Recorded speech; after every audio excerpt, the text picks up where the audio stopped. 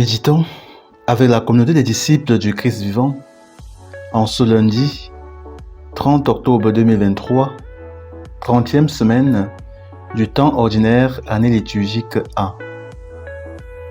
Évangile de Jésus-Christ selon Saint Luc au chapitre 13, versets 10 à 17. En ce temps-là, Jésus était en train d'enseigner dans une synagogue le jour du sabbat.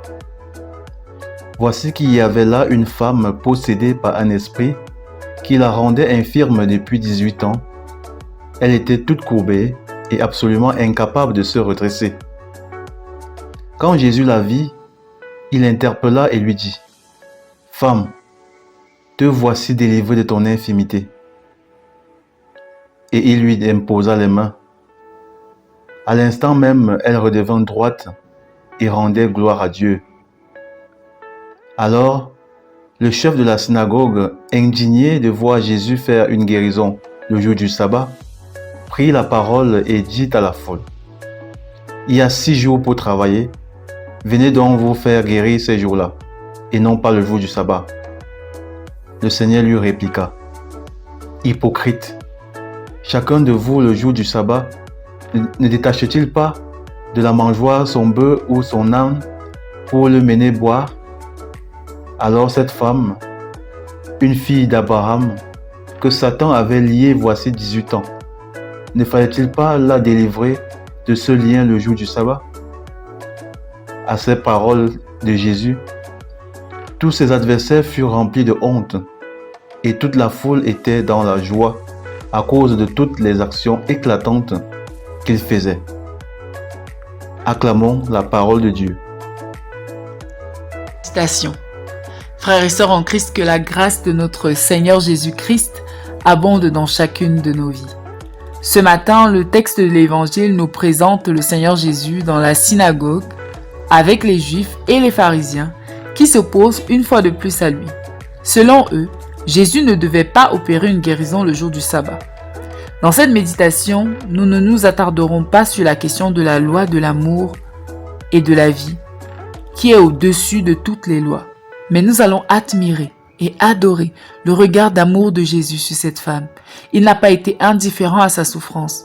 Il l'a remarquée et lui a accordé la guérison. Imaginons-nous dans cette synagogue, ce lieu de prière, avec Jésus et toutes les autres personnes qui sont venues adorer Dieu. Il y a cette femme, possédée par un esprit depuis 18 ans et incapable de se redresser. Regardons sa misère, sa souffrance quotidienne, son désespoir. Peut-être après autant d'années de maladie. Et puis regardons la foule. Certains sont habitués à la voir et ne s'en émeuvent plus. D'autres ne la voient même pas. D'autres ont le regard compatissant, ils ont pitié. Celui de Jésus est allé beaucoup plus loin. Il a été touché par cette femme. Il a eu pitié, mais il ne s'est pas arrêté là. Il a agi pour délivrer cette femme. Dans beaucoup de situations, face à la souffrance des autres, nous pouvons avoir l'une ou l'autre attitude décrite plus haut. Mais celle de notre Sauveur, le Seigneur Jésus-Christ, doit être notre exemple. Une charité agissante, une compassion active. Généralement, nous nous contentons d'avoir pitié de l'autre. D'autres fois, nous sommes carrément indifférents. Lors d'un accident, d'une maladie, peu sont ceux qui consacrent réellement une prière de guérison à la personne concernée. Peu sont ceux qui se déplacent, soutiennent financièrement l'autre. Plus encore, Jésus a fait du bien à une inconnue. Elle n'était pas de sa famille, il n'était pas proche. Combien de fois sommes-nous touchés par la souffrance de l'autre qui n'est pas un proche, que nous ne connaissons pas?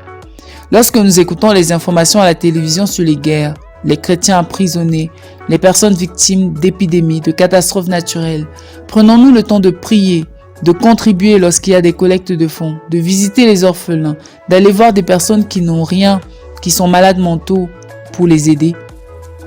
Le chrétien doit avoir le cœur de Dieu, un cœur sensible à la souffrance de l'autre, agissant pour soulager, éradiquer la misère de l'autre. Ne soyons pas comme ces pharisiens qui, au lieu de se réjouir de la guérison de cette femme qui souffrait depuis 18 ans et de rendre grâce à Dieu, ont plutôt reproché à Jésus de n'avoir pas respecté une loi dont la source pourtant est l'amour de Dieu. Revenons donc en nous-mêmes. Quelle est notre réaction face à la souffrance de l'autre? Demandons au Seigneur de nous donner un cœur comme le sien, un cœur compatissant et agissant. Prions.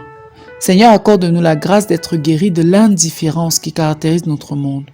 Donne-nous des cœurs aimants, compatissants et agissants, qui s'indignent de la misère de l'homme et la combattent de tout leur être. Intercession pour toutes les personnes possédées par les esprits impurs, afin que le Seigneur leur accorde la grâce de la délivrance. Maman Marie, intercède pour nous. Exercice spirituel. Prenons un moment pour prier pour les malades dans le monde, particulièrement ceux souffrant des maladies dites incurables.